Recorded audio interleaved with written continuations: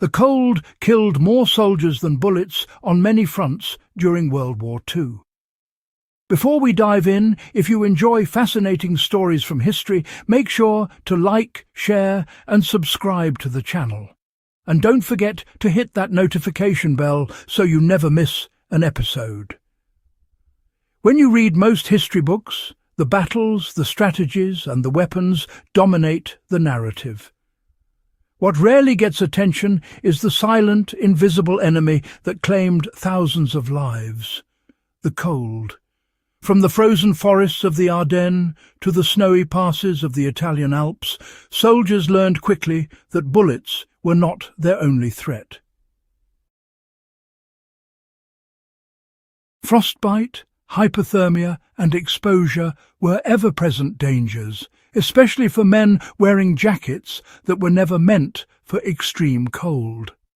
This is where a little-known survival technique emerges, one that turned ordinary field jackets into remarkably effective insulation, a hack so practical and efficient that veterans swore it kept them warmer than regulation blankets. Stay with me for the next minute, because this is a method that combined necessity, ingenuity and materials found in the natural world, and it still has lessons for anyone interested in survival or historical fieldcraft. Soldiers discovered that layering alone was not enough to survive freezing temperatures. World War II-era jackets, whether the American M41 British battle dress or German M40 tunics, were designed with mobility and durability in mind, not warmth. Soldiers quickly learned that simply wearing extra layers was not sufficient when temperatures dropped below freezing, and when wet or exhausted, those layers became almost useless. Prolonged exposure during night watches, forced marches and encampments made the challenge of staying warm critical. Soldiers needed a method to trap their own body heat, to keep it close and prevent it from escaping into the cold air. They found that method not in government-issued gear, but in the natural environment and a bit of improvisation. Soldiers turned their jackets into heat traps using natural materials. The technique was deceptively simple. Men would pack the inside of their jackets with natural fibres, dried grass, pine needles, straw, or shredded burlap. The trick was in the balance. The filler had to be firm enough to prevent drafts, but airy enough to trap heat effectively. Some soldiers went so far as to remove jacket liners entirely, fill the cavity with insulation, and then stitch or tie it shut for the duration of a campaign.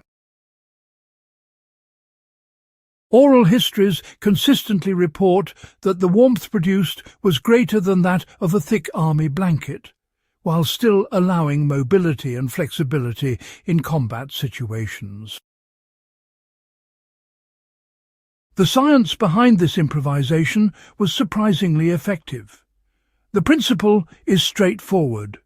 Warm air held in pockets between fibres acts as insulation. Wool blankets work on this same idea, but the jacket hack applied it to the entire body surface, turning a thin shell into a wearable micro-shelter. Natural plant fibres were ideal because they absorb moisture slowly, dried quickly, and retained insulating properties even under less than ideal conditions. Unlike a blanket, the trapped air in the jacket did not shift or sag, allowing soldiers to maintain consistent warmth while moving. The combination of warmth, mobility and low weight made this improvised method one of the most effective field innovations of the war. Soldiers prepared insulation efficiently even in difficult environments. In forested regions, the process was pretty straightforward. Grass and straw were gathered, dried near a fire, and packed inside the jacket. Pine needles were stripped, cleaned, and layered carefully. In alpine or bombed-out landscapes, soldiers improvised with shredded burlap sacks, rope fibres, or tent remnants.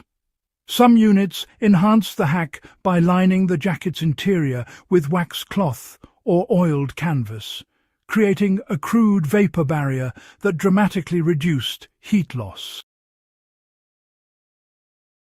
This combination of filler and barrier was, honestly, effectively the closest analogue to modern cold-weather parkas available to soldiers, using nothing but ingenuity and the materials they had on hand. Modern survivalists can, replicate this method with minimal tools. For anyone caught in a cold environment without proper gear, this World War II hack still works. You can use dried field grass, cattail fluff, or woody plant fibres to fill any jacket you have. Start with the torso. Since that's where the majority of heat is lost, then fill the sleeves and shoulders. A thin cloth layer between your skin and the filler can, help prevent irritation. Compression is key here.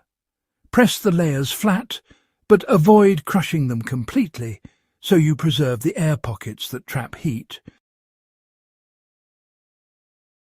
The jacket quickly transforms into a portable, lightweight insulation system, capable of keeping a hiker, hunter, or camper warmer than traditional clothing layers alone.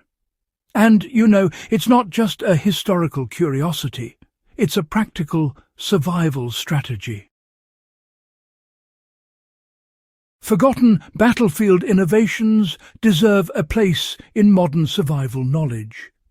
This jacket hack stands as a testament to human creativity under extreme conditions.